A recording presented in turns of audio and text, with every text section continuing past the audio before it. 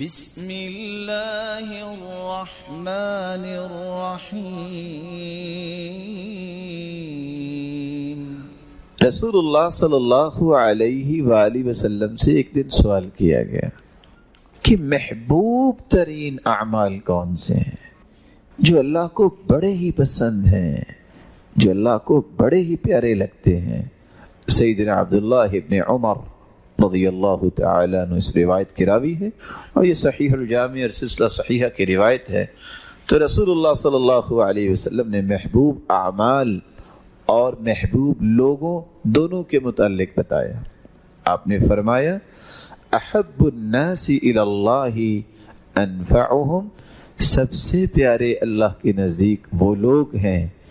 جو لوگوں کو زیادہ نفع دیتے ہیں، خیر خواہ ہیں۔ ہمدردیاں اور خیر خواہیاں یہ ان کا شعار ہے، نفع مند انسان ہے۔ وَأَحَبُّ الْأَعْمَالِ إِلَى اللَّهِ سُرُورٌ تُدْخِلُهُ عَلَى مُسْلِمٍ، اور سب سے پسندیدہ اور پیارے اعمال اللہ کے نزدیک یہ ہیں جن میں پہلا عمل کسی مسلمان کو خوش کر دینا، او تکشف عنہ کربہ، یا اس کی تکلیف کو دور کر دینا، او تقضی عنہ دینا، یا اس کا قرض اتار دینا، او تطرد عنہ جوعا، یا اس کی بھوک کو دور کر دینا۔ اور آپ صلی اللہ علیہ وسلم نے ساتھ پانچواں عمل بتایا، وَلَأَنْ أَمْشِي مَعَ أَخِي فِي حَاجَةٍ أَحَبُّ إِلَيَّ مِنْ أَنْ أَعْتَكِفَ فِي هَذَا الْمَسْجِدِ، میں کسی مسلمان بھائی کے ساتھ جاؤں اس کی جائز ضرورت پوری کرنے کے لیے، یہ عمل ایک مہینہ مسجد نبوی میں اعتکاف کرنے سے بھی مجھے زیادہ پیارا لگتا ہے۔ تو 5 کام اس حدیث میں رسول اللہ صلی اللہ علیہ وسلم نے بیان کیے جو اللہ کو بہت پسند ہے۔ خوش کرنا کسی مسلمان کو، کسی کی تکلیف کو دور کرنا، کسی کا قرض اتار دینا، اور کسی کو کھانا کھلا دینا، اور 5واں جائز مدد، جائز ضرورت کے لیے کسی کے ساتھ چل کے جانا۔ 1 مہینہ اعتکاف اللہ کے رسول بیٹھے، اور بیٹھے بھی مسجد نبوی میں، اور لیلۃ القدر بھی اس میں ہو، اس سے زیادہ پیارا عمل اللہ کے رسول فرماتے ہیں وہ یہ ہے کہ میں کسی کی خیر خواہی کروں یا میں کسی کی ہمدردی کے لیے اس کے ساتھ جاؤں۔ رسول اللہ صلی اللہ علیہ وسلم نے حدیث کے آخری حصے میں فرمایا وَمَنْ كَفَّ غَضَبَهُ سَتَرَ اللَّهُ عَوْرَتَهُ، جس شخص کو غصہ آیا وہ غصے کو نافذ بھی کر سکتا ہے، بدلہ لے سکتا ہے۔ جو شخص اپنے غصے کو روک لیتا ہے، اللہ ذوالجلال اس کے بدلے قیامت کے دن اس کی پردہ پوشی فرمائیں گے۔ وَمَنْ كَظَمَ غَيْظَهُ وَلَوْ شَاءَ أَن يُمْضِيَهُ أَمْضَاهُ مَلَأَ اللَّهُ قَلْبَهُ رَجَاءَ يَوْمَ الْقِيَامَةِ، اور جو شخص اپنا غصہ نکال سکتا ہے لیکن ایسی جگہ پہ بھی اپنے غصے پہ کنٹرول کر لیتا ہے، اللہ ذوالجلال اس کے دل کو جنت کی امید سے بھر دیں گے۔ وَمَن نَشَأَ مَعَ أَخِيهِ فِي حَاجَةٍ حَتَّى يَتَهَيَّأَ لَهُ أَثْبَتَ اللَّهُ قَدَمَهُ يَوْمَ تَزُولُ الْأَقْدَامُ، جو کسی بھائی کے ساتھ جائے، اس کی رہنمائی کرے، اس کا کام کروا دے، اللہ ذوالجلال کا وعدہ ہے جس دن دنیا کے پاؤں اکھڑ رہے ہوں گے، اللہ اس کو جنت میں اس کے پاؤں کو جما دے گے۔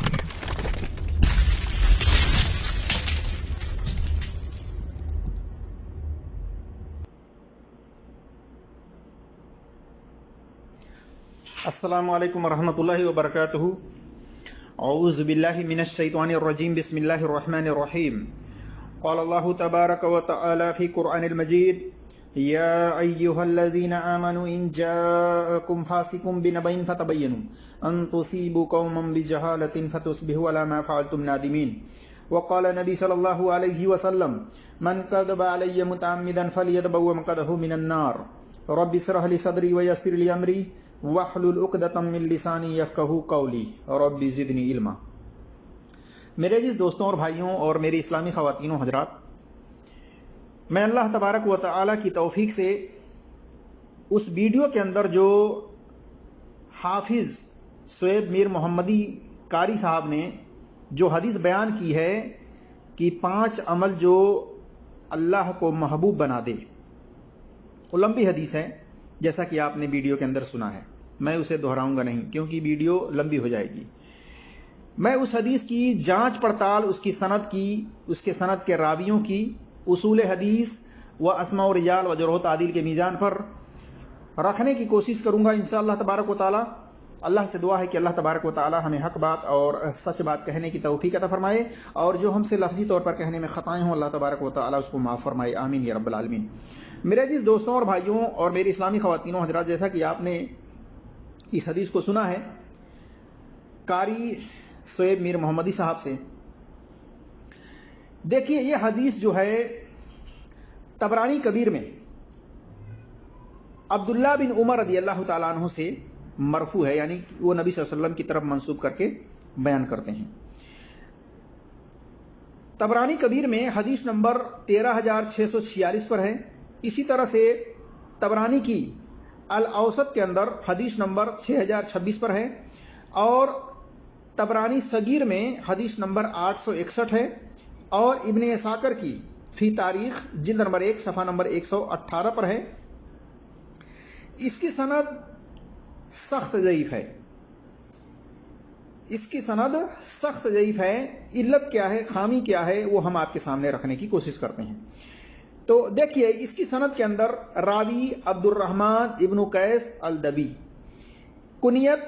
अबू मुआविया, नसब अल बसरी अल वास्ती है। इसको अक्सर मुहद्दिसीन ने, जैसे इमाम अहमद बिन हम्बल रहमतुल्लाह अलैह, इमाम निसई रहमतुल्लाह अलैह, इमाम दारकुतनी,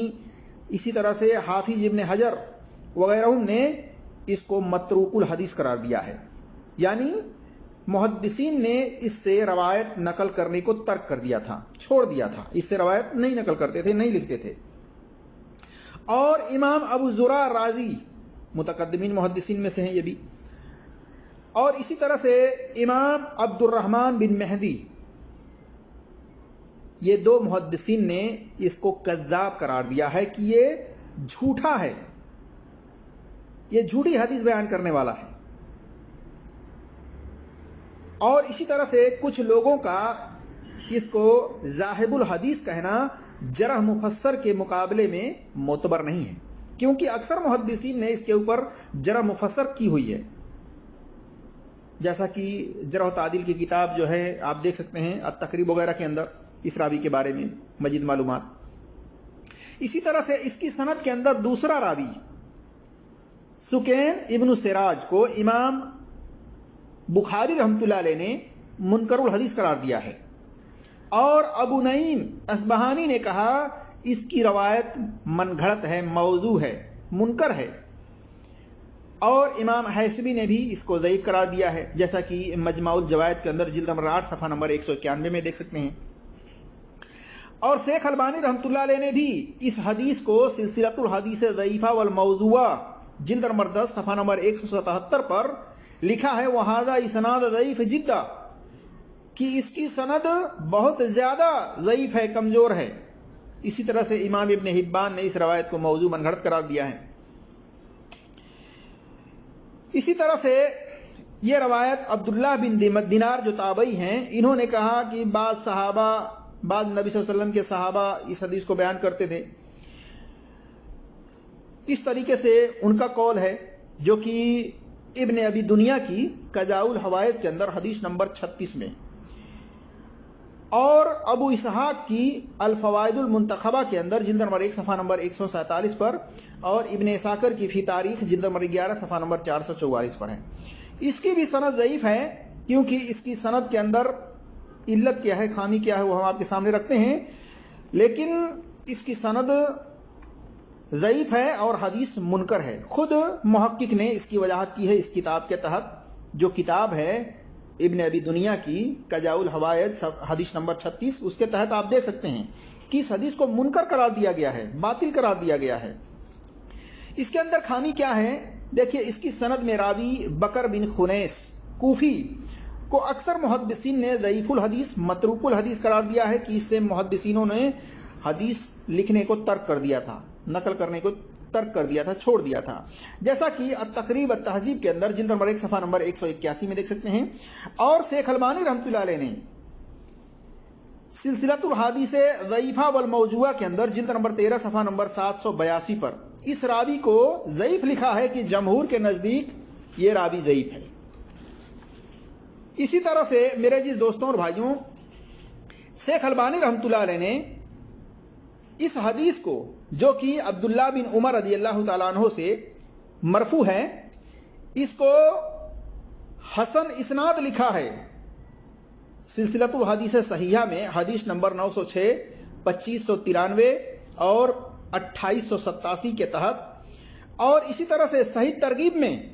حدیث نمبر 2623 پر حسن لغیرہ ہی لکھا ہے، جبکہ اس کی سند میں راوی بکر بن خنیس کوفی کو اکثر محدثین نے متروک و ضعیف قرار دیا ہے، اور خود شیخ البانی رحمۃ اللہ علیہ نے اس راوی کے بارے میں لکھا ہے جمہور یعنی اکثر محدثین نے اس کو ضعیف قرار دیا ہے، جیسا کہ سلسلۃ الحدیث ضعیفہ والموضوعہ کے اندر ان کی جو کتاب ہے جلد نمبر 13 صفحہ نمبر 782 پر انہوں نے لکھا ہے۔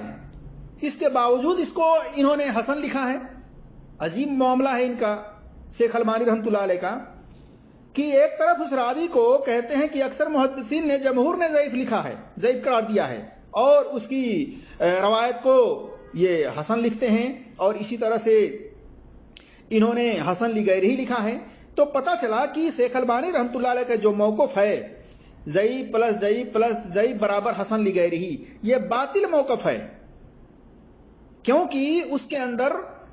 تقویت ذرہ برابر بھی نہیں پہنچتی۔ متقدمین محدثین سے یہ اصول ثابت نہیں ہے، بلکہ متقدمین محدثین جو خیر القرون کے ہیں ان کے ہاں ایک سے زیادہ سندیں اگر ہوتی تھیں اور ساری کی ساری ضعیف ہوتی تھیں تو یہ نہیں کہتے تھے حسن لغیرہ ہی، بلکہ وہ ضعیف کا ہی حکم لگاتے تھے۔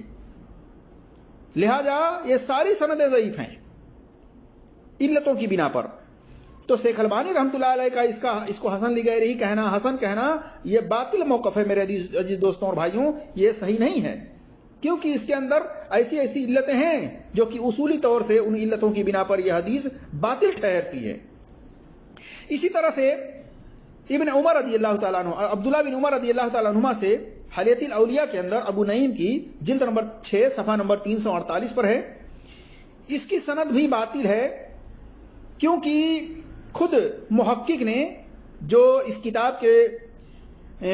تحقیق کیے ہوئے ہیں ابن ابی دنیا کی کتاب قضاء الحوائج میں صفحہ نمبر 58، 59 اور 60 پر دیکھ سکتے ہیں آپ کہ اس حدیث کو باطل اور منکر قرار دیا گیا ہے۔ معلوم ہوا کہ جو شعیب میر محمدی صاحب نے روایت بیان کی ہے، یہ روایت جو ہے با سند صحیح اصول حدیث و اسماء و رجال و جرح و تعدیل کے میزان پر ثابت نہیں ہے، بلکہ یہ غیر ثابت ہے۔ اور ایک بات یاد رکھیے کہ اللہ تبارک و تعالیٰ نے ہر ایمان والے کو تحقیق کرنے کا، جانچ پڑتال کرنے کا حکم دیا ہے۔ سورہ حجرات آیت نمبر 6 میں فرمایا اللہ تبارک و تعالیٰ نے یا ایھا الذین آمنوا ان جاءکم فاسق بنبأ فتبینوا، کہ اے ایمان والو، اے مسلمانوں، اگر تمہارے پاس کوئی فاسق خبر لے کر آئے تو اس کی تحقیق کر لیا کرو، اس کی چھان بین کر لیا کرو۔ تو ہر ایمان والے کو چاہیے کہ وہ تحقیق کرے، آنکھ بند کر کے کسی بھی حافظ، کسی بھی مولوی، کسی بھی مفتی کی بات کو آنکھ بند کر کے تسلیم نہ کرے، بلکہ اس کی سند کی تحقیق کرے اور خود بیان کرنے والے سے سوال کرے کہ حضرت کیا آپ نے اپنی ذاتی علمی صلاحیت کی بنا پر اس کی سند کے راویوں کو چیک کیا ہے؟ سوال کریں میرے عزیز دوستوں اور بھائیوں، تبھی آپ صحیح اور غلط کی پرکھ کر سکتے ہیں، معلوم کر سکتے ہیں، ورنہ آپ اسی طرح سے مولوی حضرات کے تقلید میں اور اس محبت میں اندھے ہو کر کے ایکسپٹ کرتے جائیں گے تو یاد رکھیے اللہ کے نبی صلی اللہ علیہ وسلم کی طرف جان بوجھ کر کے جھوٹی بات منسوب کرنے والوں کے لیے وارننگ ہے۔ آپ صلی اللہ علیہ وسلم نے فرمایا صحیح بخاری میں حدیث نمبر 109، 110 وغیرہ میں، من کذب علی متعمدا فلیتبوأ مقعدہ من النار،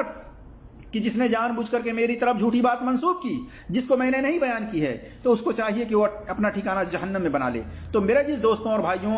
جان بوجھ کر کے نبی صلی اللہ علیہ وسلم کی طرف اس طرح سے جھوٹی بات منسوب نہیں کرنی چاہیے، جبکہ یہ بات ثابت ہو چکی ہے کہ یہ حدیث جو نبی صلی اللہ علیہ وسلم کی طرف منسوب کی جا رہی ہے یہ اصولی طور سے باطل ہے، غیر ثابت ہے، منکر ہے، لہذا اس کو بیان کرنے سے بچنا چاہیے۔ اللہ تبارک و تعالیٰ سے دعا ہے کہ اللہ تبارک و تعالیٰ ہم تمام مسلمانوں کو قرآن اور صحیح حدیث پر عمل کرنے کی توفیق عطا فرمائے اور ہر ایک کی بات کی تحقیق کرنے کی توفیق عطا فرمائے۔ آمین یا رب العالمین۔ السلام علیکم ورحمۃ اللہ وبرکاتہ۔